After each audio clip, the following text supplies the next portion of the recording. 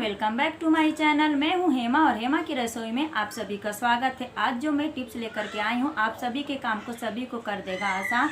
तो चलिए हम देर ना करते हुए अपना टिप्स को शुरू करते हैं और अच्छी लगेगी तो वीडियो को लाइक शेयर और सब्सक्राइब जरूर करिएगा। सो गाइज आज का जो टिप्स है हमारा चार्जर को लेकर के है। देखिए हमारा चार्जर जो है बहुत ज़्यादा गंदा हो गया है और इसे हम कैसे छुड़ाएंगे चलिए मैं आपको बताती हूँ। तो इधर मैंने कापूस ले लिया है, आपके पास कॉटन के कपड़ा है तो वो भी ले सकते हैं। और इधर मैंने नेल पेंट रिमूवर ले लिया है। तो चलिए हम सबसे पहले नेल पेंट रिमूवर को लेते हैं कापूस में 5-6 ड्रॉप और इस पर अच्छे से कापूस में गीला कर लेते हैं। उसके बाद से हम अपने चार्जर पे अप्लाई करेंगे। और मैं सबसे पहले नेल पेंट रिमूवर का ढक्कन लगाती हूँ जिससे उसमें हवा बिल्कुल भी नहीं जाए, क्योंकि मैं फ़ैन चालू की हूँ उसमें हवा चला जाएगा तो अच्छे से काम नहीं करेगा। तो आप जब भी नेल पेंट रिमूवर जब खोल रहे हैं तो लेने के बाद उसका ढक्कन अच्छे से बंद करके रख दें, तभी अच्छे से दोबारा वो काम करता है। तो ये देखिए कितनी गंदगी है, जितनी भी वायर में हमारी गंदगी थी वो अच्छे से रिमूव हो रहा है। और इस तरीके से मैं सभी को क्लीन करके आपको मैं दिखाती हूँ। और कोई भी आपके घर में इस तरीके का वायर वगैरह है जिससे आप इसको साफ़ कर सकते हैं। और इसमें ज़्यादा आपको नेल पेंट रिमूवर की ज़रूरत नहीं है। मैंने 5 से 6 ही ड्रॉप लिया है, उतने में ही हमारा चार्जर बहुत ही अच्छे से क्लीन हो गया है। आप देख सकते हैं कितने ज़्यादा गंदे थे और कितने नए हमारे ये चार्जर हो गए हैं। आपके घर में इस तरीके के चार्जर बहुत सारे होंगे तो आप इस तरीके से सफाई कर सकते हैं। और बहुत ही सुंदर हमारा चार्जर बन करके तैयार है। ऐसा लग रहा है कि मैंने मार्केट से अभी नया ख़रीद करके लाया है। तो आई होप कि ये टिप्स आपको अच्छे लगे हों। तो चलिए हम अगला भी टिप्स देख लेते हैं। अगला टिप्स हमारा बहुत ही यूजफुल है, जो कि आप सभी को बहुत ज़्यादा पसंद आने वाला है। अक्सर हम सभी के घर में कपाट वगैरह अलमारी रहती है तो उसमें हैंडल जो लगा रहता है अक्सर कभी ना कभी टूट जाता है, तो हमें बहुत ज़्यादा दिक्कत होने लगती है। क्योंकि दिन भर का हमारा काम जो लगा रहता है, कभी कपाट में कुछ रखने का तो खोलना पड़ता है और कभी ना कभी हमें कुछ कपाट से निकालना पड़ता है, तो उसके लिए कपाट दिन भर खोलना पड़ जाता है। तो जो कि इस तरीके का हैंडल इस कपाट में लगा हुआ था, जो कि हमारा ये दूसरा कपाट है जो टूट गया है। तो 2 रस्सी लेना है, एक ही साइज में काट लेना है और ज़्यादा मोटा नहीं लेना है। जिस हिसाब से आपका जो कपाट का होल है उसी हिसाब से आपको रस्सी भी उतना ही पतला लेना है।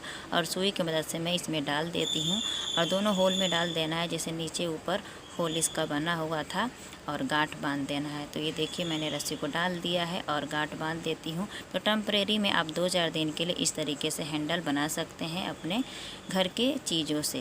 तो ये देखिए मैंने धागे से ऐसे हैंडल बना करके कितना सुंदर दिख रहा है और हैंडल हमारा तैयार हो गया है और बाद में आप बनवा सकते हैं। तो आई होप ये टिप आपको अच्छा लगा हो। तो चलिए हम अगला भी टिप देख लेते हैं। अगला टिप्स आपको बहुत ही ज़्यादा पसंद आने वाला है।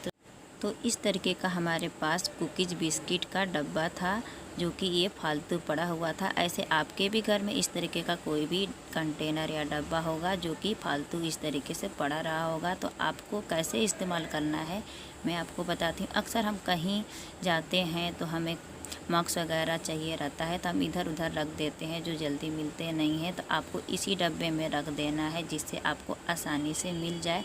और रुमाल वगैरह भी हम कहीं जाते हैं तो अक्सर हमें लेना पड़ता है, तो रुमाल को भी इसी डब्बे में हमें रख देना है, जो कि साथ ही में हमारा रुमाल और मास्क मिल जाए। तो इस डब्बे में मैंने 2 चीज़ रख दिया है। और अक्सर हमारे बच्चे जो हैं स्कूल जाते हैं तो हम इधर उधर उन लोगों की टाई वगैरह रख देते हैं, तो भी नहीं मिलते हैं आसानी से, हम ढूंढने में टाइम लगा देते हैं जिनसे उनको लेट हो जाता है स्कूल जाने में। तो हम इस टाई को भी इस डब्बे में एडजस्ट कर देंगे। और भी बाकी चीज़ आपको बताती हूँ।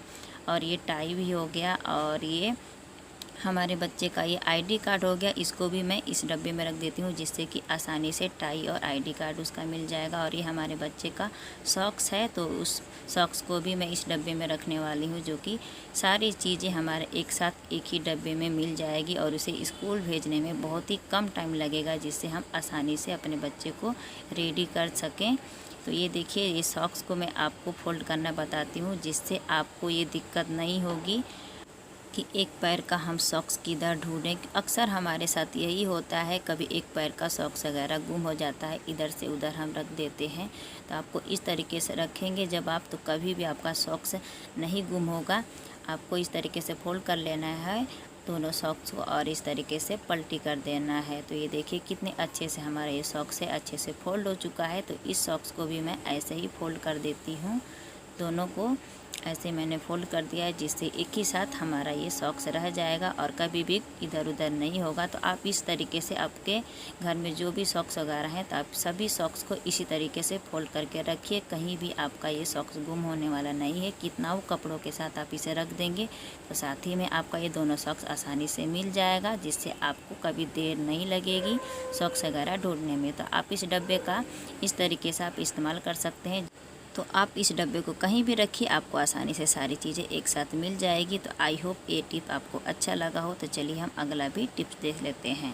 तो ये टिप्स भी हमारा सॉक्स को लेकर के है। अक्सर हम सभी के घर में ऐसा सॉक्स हो जाता है, कभी न कभी एक पैर का गुम हो जाता है, जिससे हम ये सॉक्स को फालतू ऐसे रखे रखे बोर हो जाते हैं, जिससे हम उसे फेंकने लगते हैं। लेकिन आप फेंकिए नहीं, आपको मैं बताती हूँ इस सॉक्स को कहाँ इस्तेमाल करना है। बहुत ही अच्छा ये टिप है, आपको बहुत ही ज़्यादा पसंद आने वाला है। तो सबसे पहले मैं छतरी को बंद कर देती हूँ अच्छे से। उसके बाद से सॉक्स लेंगे और इसको हम पहना देते हैं। जैसे कपड़ा हम पहनते हैं उसी तरीके से छतरी को भी हम कपड़ा पहना देंगे, जिसे हम छतरी में कभी भी कहीं भी रख देते हैं तो उस पर धूल मिट्टी वगैरह डस्ट उस पर पड़ जाते हैं, जिससे हम परेशान हो जाते हैं। छतरी कैसे ले जाएं, गंदी छतरी हमें बाहर ले जाना नहीं अच्छा लगता है। तो उसको साफ़ रखने के लिए आप इस तरीके से जो फालतू के मोजे हैं आपके घर में, तो इस तरीके से आप छतरी को पहना दीजिए और बाकी का जो बड़ा मोजा है आप इसमें ऐसे मोड़ दीजिए और कहीं भी इस छतरी को टांग दीजिए। बहुत ही सुंदर भी दिख रहा है। तो आई होप कि ये टिप आपको अच्छा लगा हो। तो चलिए हम अगला भी टिप देख लेते हैं। अगला टिप्स आपको बहुत ही ज़्यादा पसंद आने वाला है। अक्सर हम सभी के घर में कम्ब वगैरह इस तरीके का, जैसे कंघी हो गया, गंदे हो जाते हैं तो उसको कैसे साफ़ करना है। अक्सर हम सभी साबुन वगैरह से साफ़ करते हैं, लेकिन हम इसमें साबुन का इस्तेमाल नहीं करने वाले हैं। हमें एक बर्तन लेना है और 1 गिलास पानी उस बर्तन में डाल करके गैस को चालू कर देना है और उसमें डालेंगे बेकिंग सोडा और नमक। जो खाने का सोडा होता है मीठा वाला, वही सोडा इसमें डालना है। और सारी कंघी को हम इस पानी में डिप कर देते हैं और इसे 2 मिनट तक हम इसे गर्म पानी में ही इसे हम हिला हिला करके सारी कंघी के ऊपर हम इस तरीके से पानी को डालते रहेंगे, जिससे हमारा ये कंघी जो है मिनटों में क्लीन हो जाएगा। और आपको ना ही ब्रश की ज़रूरत है इसको रगड़ रगड़ के साफ़ करने की, और ना ही कोई साबुन वगैरह की ज़रूरत है इसमें। बस 2 से 3 मिनट तक ही हमें इस गुनगुने पानी में हिलाते रहना है और सारा जो मिट्टी है, डस्ट है, जो भी कंघी का गंदगी है इस पानी में निकल आएगा। तो अब हम गैस को बंद कर देते हैं और इस कंघी को हम अच्छे पानी से धो लेते हैं। तो ये देख सकते हैं कितना ज़्यादा हमारा पानी जो है गंदा हो चुका है। सारी गंदगी जो है कंघी की इस पानी में निकल आया है। और उसके बाद मैं अच्छे पानी से कंघी को वॉश कर ली हूँ, जिससे हमारा जो कंघी जो है सारी चमकने लगी है। तो आज की सारे टिप्स हमारे आपको कैसे लगे हैं मुझे कमेंट्स करके ज़रूर बताइएगा। और अगर हमारे चैनल पे आप पहली बार आए हैं तो हमारे चैनल को सब्सक्राइब कर लीजिए। फिर ऐसे ही नए टिप्स के साथ मिलती हूँ। Bye bye.